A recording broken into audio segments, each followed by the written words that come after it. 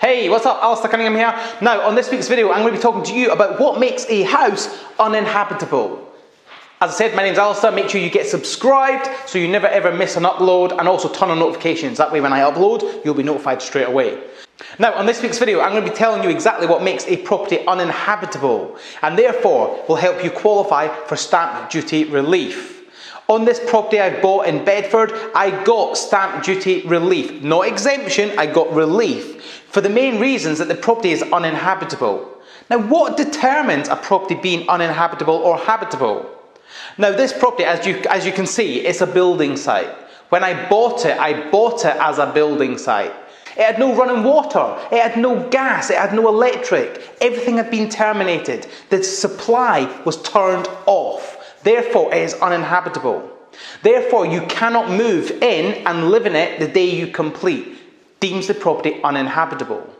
Now, what that means for you as an investor is it means you qualify for stamp duty relief, not exemption. You still have to pay stamp duty, but you get a massive discount. For instance, on this property, the stamp duty I should have paid was £8,000. However, with stamp duty relief, my stamp duty was reduced down to £1,200. That's a £6,800 saving. That's a massive saving. So, as a sensible, qualified, educated investor, go out, find deals that are like this, uninhabitable deals.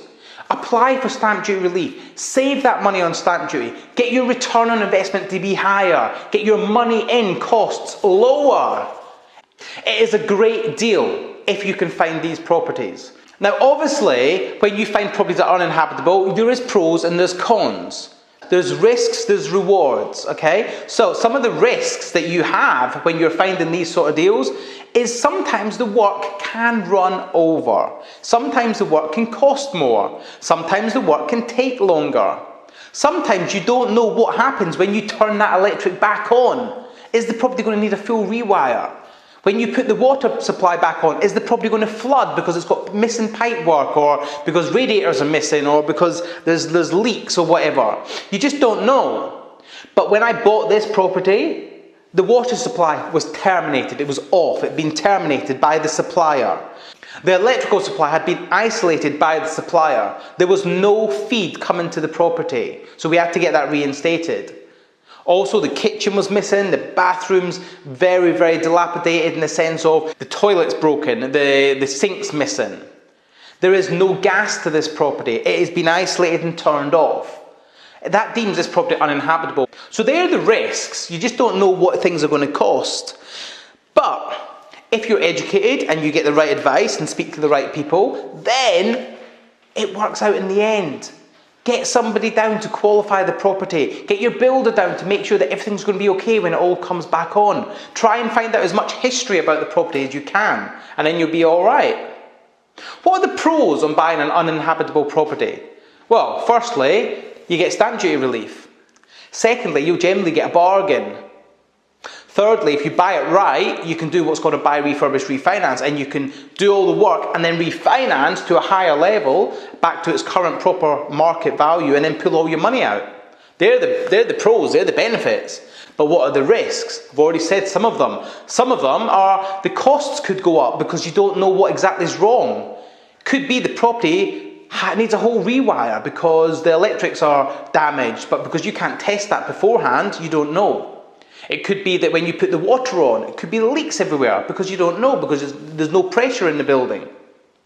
The other downsides to the buying uninhabitable properties is they're not mortgageable. So I couldn't get a standard conventional mortgage on this property because it is deemed uninhabitable. So the way to finance these is, number one, cash. Buy cash. That's going to be your cheapest way. Number two, bridging finance. That is a favourable way, but it does come at some expense and some risk. I spoke about risk taking in my last week's video. So if you've not watched that, there's a link below. Go and watch it. Come back to this.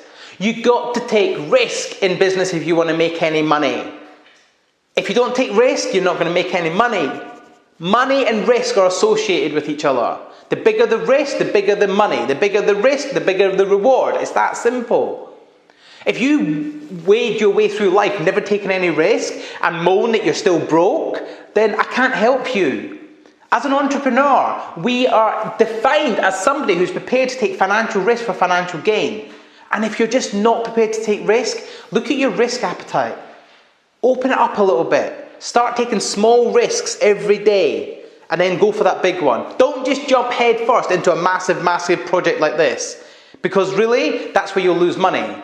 But do something that's risky to you, but from an educated and a clear and an informed point of view. So guys, how are you going to save money when you're buying properties like this?